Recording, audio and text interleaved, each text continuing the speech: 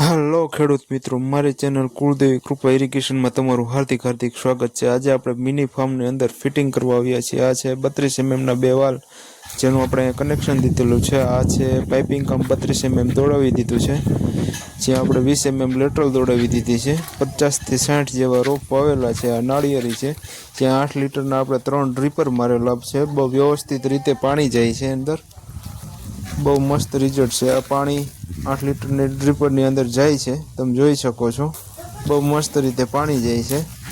આ જ રીતના આપણે 150 થી 200 ડ્રીપર મારેલા છે। 50 થી 60 ફ્રૂટ ઝાડ વાવેલા છે। આ આંબો છે, એની અંદર આપણે 20 mm લેટરલ દોડાવી દીધી છે। બહુ મસ્ત રીતે પાણીનું રિઝલ્ટ, પ્રેશર બહુ વ્યવસ્થિત રીતે આવેલું છે।